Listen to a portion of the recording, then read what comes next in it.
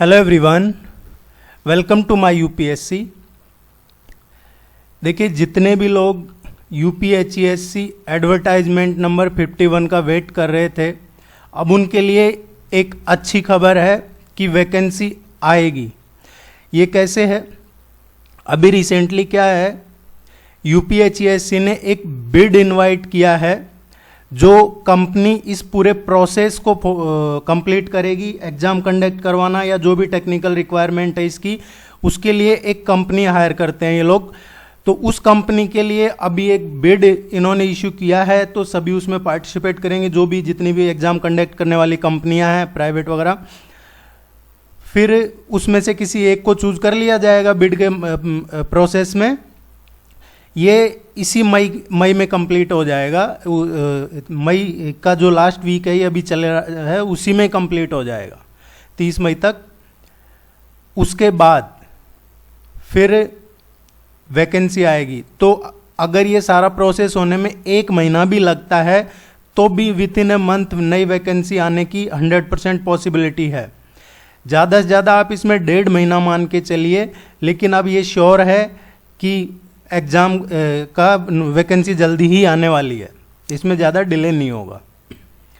दूसरी चीज़, कितनी वैकेंसीज आएगी? देखिए, कहीं कोई न्यूज़पेपर वगैरह में या कहीं लेटेस्ट में आ रहा है 900 के अराउंड वैकेंसी आएगी, कोई 1000 के अराउंड।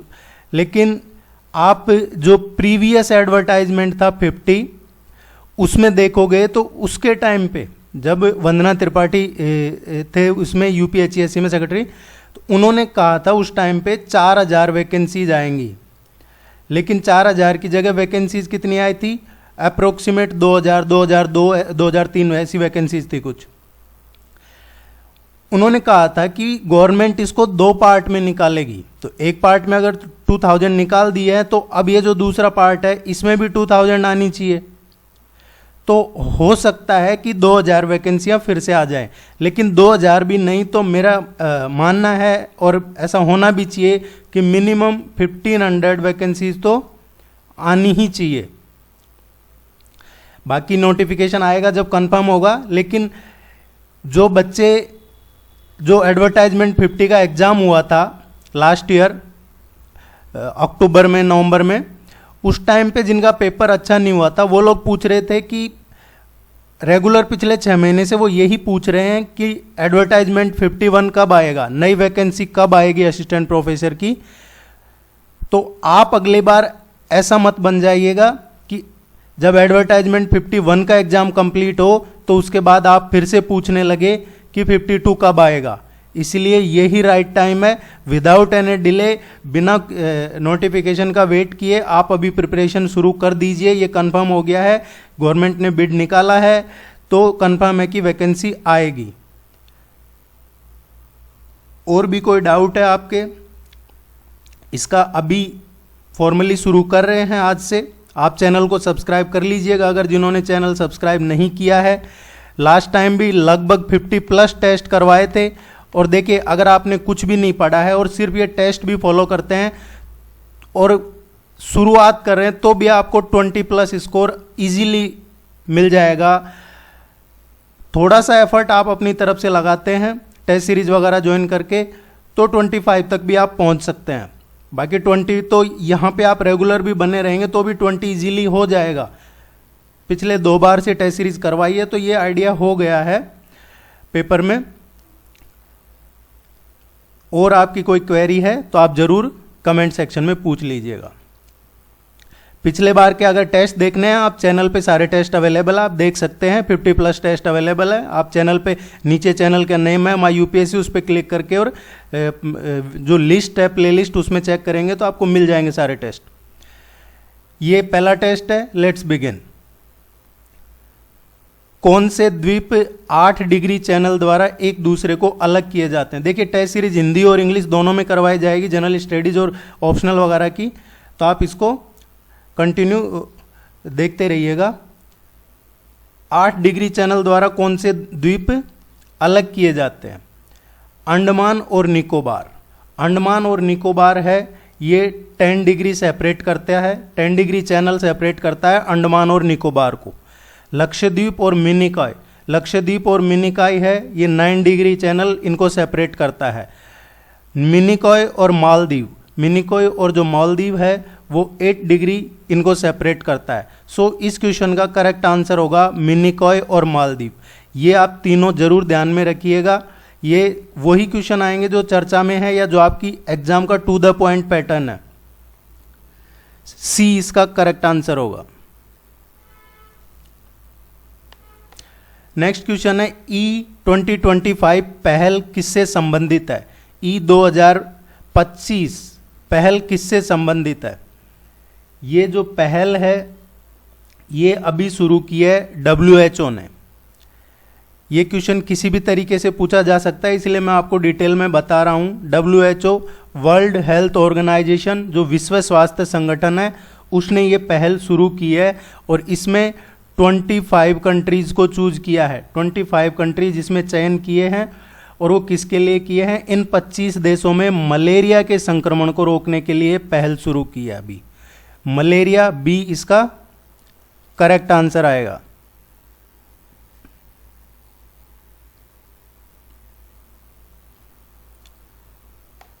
हाल ही में यूं सुक योल निम्न में से कहां के राष्ट्रपति के रूप में अपना कार्यभार संभाला है? देखिए ये जो यून सुक योल है ये सेलेक्ट तो थोड़े टाइम पहले ही चुन लिए गए थे राष्ट्रपति, लेकिन इन्होंने है जो अपना कार्यभार अभी संभाला है रिसेंटली, इसलिए ये चर्चा में है। और भी ज़्यादा चर्चा में इसलिए है कि इन्होंने क्या ओपनली कहा है कि ये क्वाड का सपोर्ट करेंगे।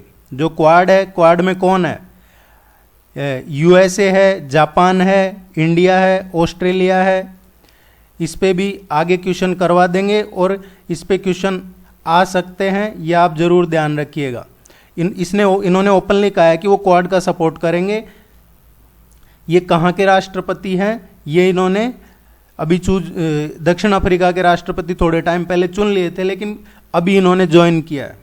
और ये जो पिछले वाले थे उससे भी ज़्यादा एग्रेसिव है, स्पेशली नॉर्थ कोरिया और उस चाइना वगैरह के रीजन को लेकर।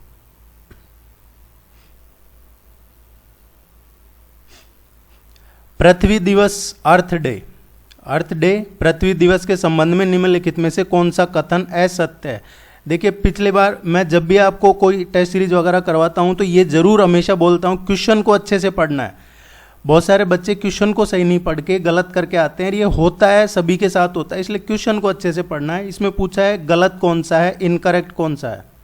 पृथ्वी दिवस, पृथ्वी दिवस हर साल 22 अप्रैल को पृथ्वी दिवस मनाया जाता है, ये स्टेटमेंट सही है।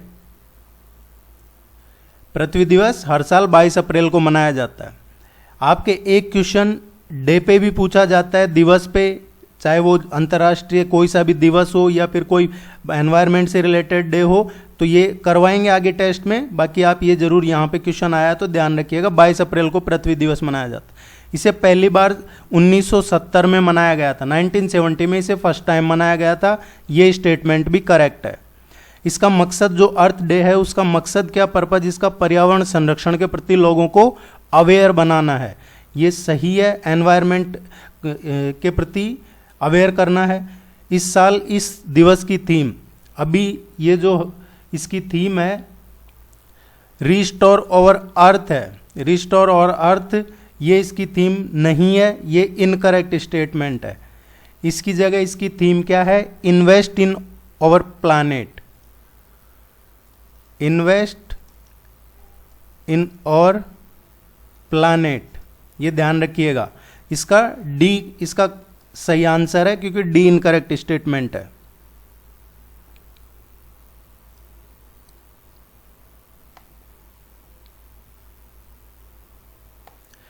निम्नलिखित उत्पादों में से कौन सा उत्पाद पेंटियम ब्रांड नाम से बेचा जाता है? पेंटियम ब्रांड नाम से कौन सा उत्पाद इनमें से बेचा जाता है?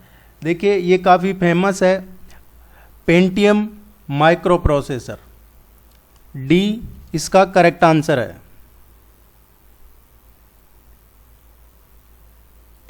किसी व्यक्ति का चरित्र सबसे ज्यादा प्रभावित होता है, आप क्या मानते हैं? किससे व्यक्ति का चरित्र सबसे ज़्यादा प्रभावित होता है?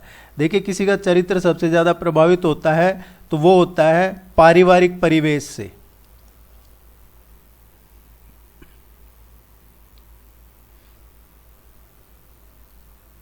आपके जितने भी टॉपिक हैं सिलेबस में वो सारे कवर हो जाएंगे। निम्नलिखित में से किस गवर्नर जनरल को भारतीय प्रेस का मुक्तिदाता कहा जाता है? गवर्नर जनरल को भारतीय प्रेस का मुक्तिदाता कहा जाता है। इसका जो करेक्ट आंसर आएगा ये आएगा सर चार्ल्स मेटकॉफ।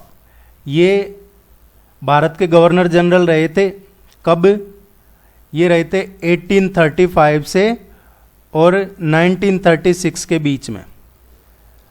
20 मार्च 1835 से और ये रहे हैं 4 मार्च 1936 तक। 20 मार्च 1835 से 4 मार्च 1936 तक ये गवर्नर जनरल रहे हैं। इन्होंने ही प्रेस को कंप्लीट पूर्ण स्वतंत्रता दी थी, इसलिए इनको भारतीय प्रेस का मुक्तिदाता भी कहा जाता है।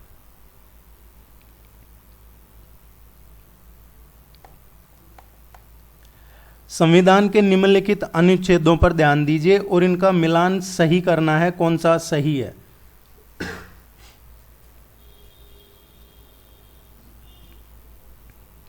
आर्टिकल 72। आर्टिकल 72 में क्या है? पार्डन पावर्स हैं राष्ट्रपति की। जैसे किसी को फांसी की सजा दे दी, राष्ट्रपति उसको माफ कर सकते हैं फांसी की सजा को। ये आर्टिकल 72 में राष्ट्रपति की जो पार्डन पावर्स हैं, क्षमा शक्ति है, वो है। आर्टिकल 143 है, ये सुप्रीम कोर्ट के सलाहकार क्षेत्राधिकार में आता है, ये सही है। आर्टिकल 360 वित्तीय आपातकाल से संबंधित है। आर्टिकल 148 से 151 भारत के अटॉर्नी जनरल की शक्तियां और कार्य, ये अटॉर्नी जनरल की का नहीं है, ये गलत है। ये जो आर्टिकल 148 से 151 है ये कैग से रिलेटेड है, controller and attorney general of India, नियंत्रक और महालेखा परीक्षक। ये इंपॉर्टेंट है, ध्यान रखिएगा। सो इसका करेक्ट आंसर आएगा बी, फर्स्ट, सेकंड और थर्ड करेक्ट है, दिस वन। देखिए, आपके एग्जाम में 30 क्वेश्चन आते हैं, जीएस का जो पेपर लगता है। आगे अब रेगुलर 30 करवाएंगे जहां तक पॉसिबल होगा, पहले भी 30 क्वेश्चन ही करवाएं टेस्ट में। कौन सा विषय 7वीं अनुसूची की समवर्ती सूची में आता है? इनमें से कौन सा है जो समवर्ती सूची में 7वीं अनुसूची में आता है? देखिए, पहले तो ये देखना होगा समवर्ती सूची होती क्या है। इसको बोलते हैं कंकरेंट लिस्ट। एक यूनियन लिस्ट, स्टेट लिस्ट और एक होती है कॉन्करेंट लिस्ट। कॉन्करेंट लिस्ट वो होती है जिसमें दोनों का पास पावर होती है, यूनियन और स्टेट, केंद्र सरकार और राज्य सरकार दोनों इसमें कानून बना सकते हैं। अब इनमें से कौन सा है विषय जिस पे दोनों कानून बना सकते हैं? वो है फॉरेस्ट, वन है। ये 7वीं अनुसूची की कॉन्करेंट लिस्ट में आता है, बी इसका सही आंसर है।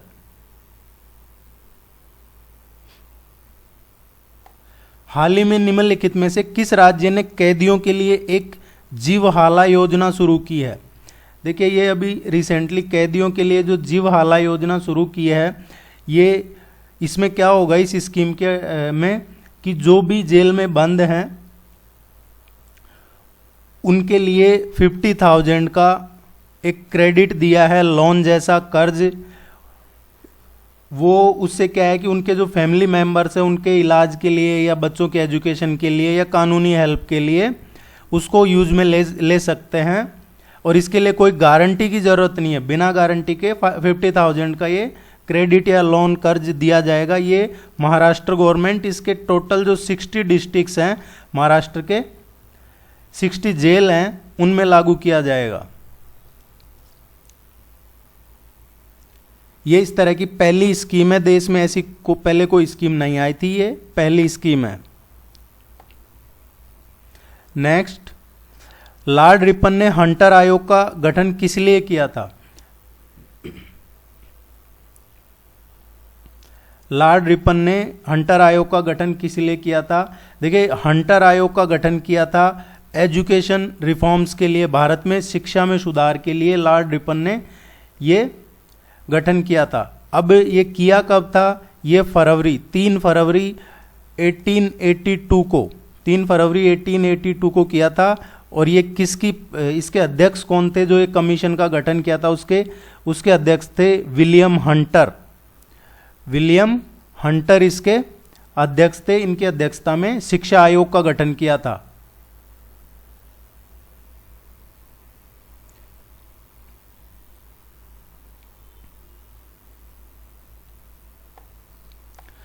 कर्क रेखा निम्नलिखित में से किन राज्यों से होकर गुजरती है?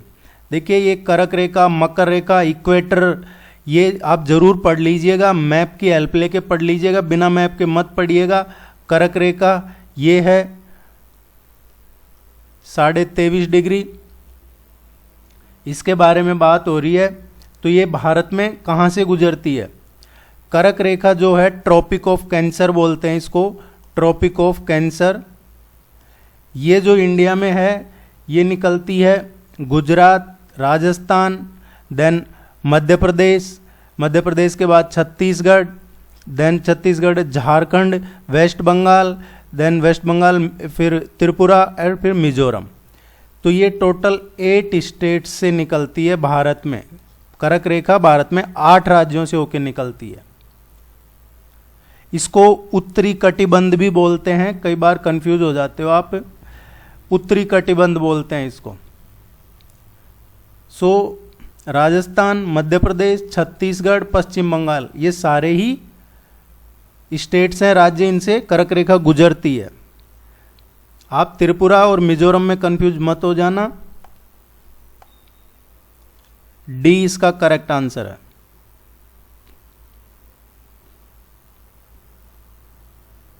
राज्य लोक सेवा आयोग के अध्यक्ष और सदस्यों को पद से कौन हटा सकता है?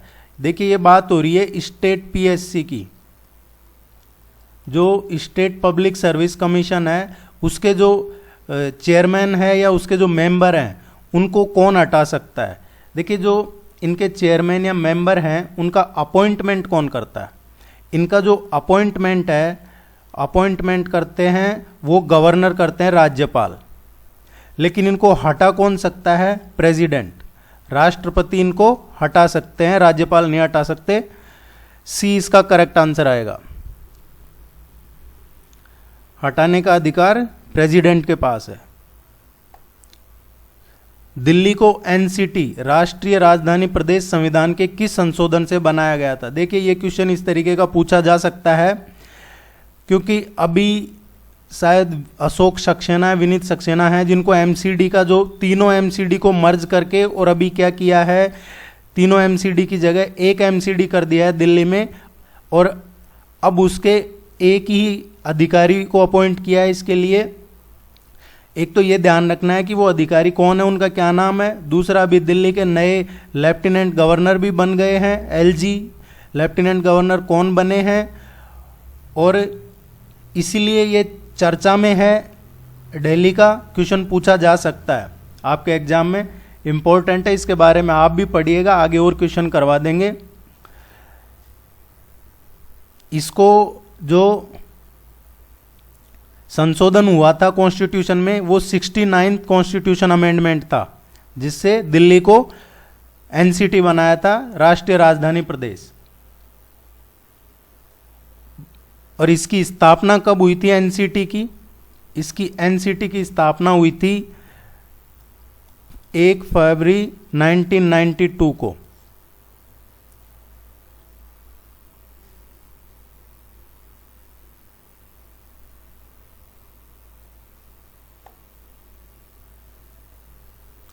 विश्व जैव विविधता दिवस कब मनाया जाता है? ये विश्व जैव विविधता दिवस है, ये 22 मार्च को मनाया जाता है, अंतर्राष्ट्रीय जैव विविधता दिवस। ए इसका करेक्ट आंसर है। ये क्वेश्चन आपके एग्जाम में पूछे जाते रहे हैं, पूछे जाएंगे आगे भी। स्टॉकहोम समझौते का संबंध किससे है? स्टॉकहोम समझौता है क्या? देखिए, पहली बात तो जो स्टॉकहोम समझौता है ये एक परमानेंट है, परमानेंट समझौता है, स्थायी समझौता है। और इसका उद्देश्य क्या है? जो कार्बनिक पोल्यूशन है उससे एनवायरनमेंट को प्रोटेक्ट करना। सो इसका करेक्ट आंसर आएगा स्थायी कार्बनिक पोल्यूशन से पर्यावरण को सुरक्षित रखना। ये कब हुआ था, कहाँ हुआ था, ये जरूर आप पढ़िएगा, बाकी नेक्स्ट टेस्ट में मैं करवा ही दूंगा। कभी कभी समाचारों में देखा जाने वाला UNSCR, ये सिक्योरिटी काउंसिल से रिलेटेड है, यूनाइटेड नेशन की जो सिक्योरिटी काउंसिल है, इसमें 1540 का प्रस्ताव, ये रिजोल्यूशन 1540 का प्रस्ताव किससे संबंधित है? ये यूनाइटेड नेशन की जो सिक्योरिटी काउंसिल है उसमें ये रिजोल्यूशन आया 1540, ये किससे संबंधित है? ये चर्चा में रहा है, ये संबंधित है सामूहिक विनाश का हथियार।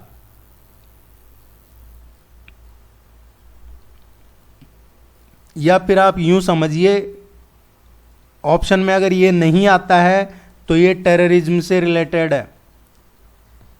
किससे रिलेटेड है? आतंकवाद से।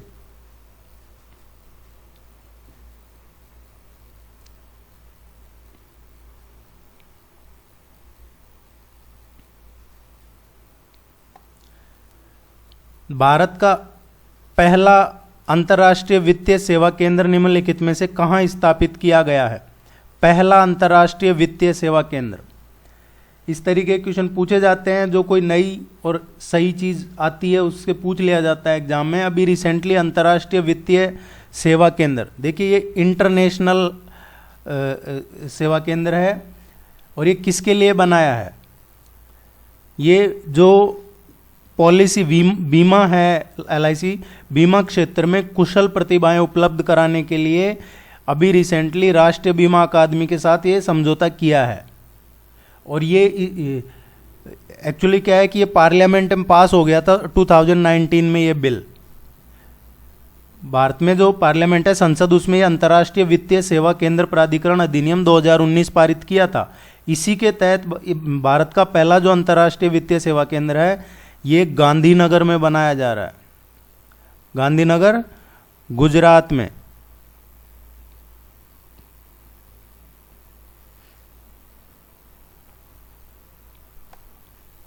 नेक्स्ट क्वेश्चन देखते हैं। निम्नलिखित में से किस संगठन ने स्पेशल 301/2022 रिपोर्ट जारी किया है? ये स्पेशल 301/2022 रिपोर्ट किसने जारी किया है? इनमें से भी रिसेंटली अभी ये यूनाइटेड स्टेट्स ऑफ अमेरिका ने का जो ट्रेड यूनियन है उसने जारी किया है। इसको बोलते हैं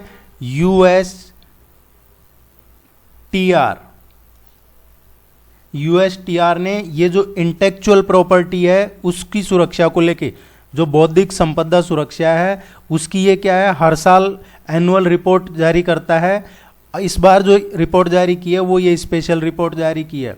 और इस रिपोर्ट में भारत को इन्होंने क्या किया है? प्राथमिकता निगरानी सूची में रखा है। और इसकी वजह ये है कि भारत ने जैसा रुख अमेरिका का था, अमेरिका का यूक्रेन और रशिया के मामले में, वैसा रुख भारत का नहीं रहा, क्योंकि भारत के रशिया से भी अच्छे रिलेशन है। तो ये लोग प्रेशर बिल्ड कर रहे थे कि भारत भी एकदम से रशिया की के बारे में वैसे ही बात करे जैसे UK और USA कर रहे हैं। लेकिन भारत ने ऐसा नहीं किया, भारत ने अपने पॉलिसी के हिसाब से बात की है इसमें। इसलिए इन्होंने ये रिपोर्ट जारी की कि भैया भारत को भी निगरानी सूची में रखो। इसमें China, Russia, Indonesia, Argentina, Venezuela ये प्राथमिकता निगरानी सूची में है। इसका करेक्ट आंसर आएगा B। ये अमेरिका का पॉलिसी है, अमेरिका का एजेंडा है, प्रोपागेंडा है अमेरिका का। निम्नलिखित में से किस देश ने हाल ही में UNWTO से हटने का फैसला लिया है? कौन से देश ने?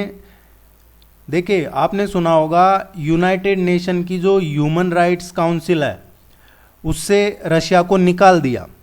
रशिया ने कहा कि हम तो वोटिंग होने से पहले ही हट गए थे, अब रशिया को पता लग गया होगा कि ये जो मिलके सब वोटिंग करवा के और UNWTO से भी वोटिंग करके हटा सकते हैं, तो रशिया इससे पहले ही हट गया है। वर्ल्ड ट्रेड ऑर्गेनाइजेशन जो ये यूनाइटेड नेशन का है, संयुक्त राष्ट्र विश्व पर्यटन संगठन, टूरिज्म ऑर्गेनाइजेशन एक्चुअली ये, इससे हट गया है। सो इसका करेक्ट आंसर आएगा रूस इससे हट गया है संयुक्त राष्ट्र विश्व पर्यटन संगठन से। ये इसका हेडक्वार्टर कहाँ है UNWTO का? इसका जो हेडक्वार्टर है ये है स्पेन में। स्पेन में कहाँ? मैड्रिड। मैड्रिड शहर है स्पेन में, वहाँ पे है।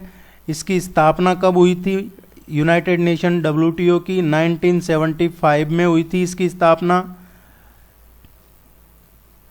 सो आज इतने ही क्वेश्चन हैं। नेक्स्ट में 30 क्वेश्चन से शुरू करेंगे।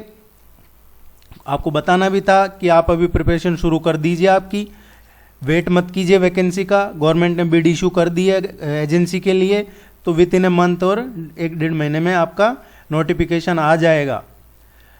All the very best, good luck, thank you very much. Subscribe जरूर कर लीजिएगा चैनल को। Thank you.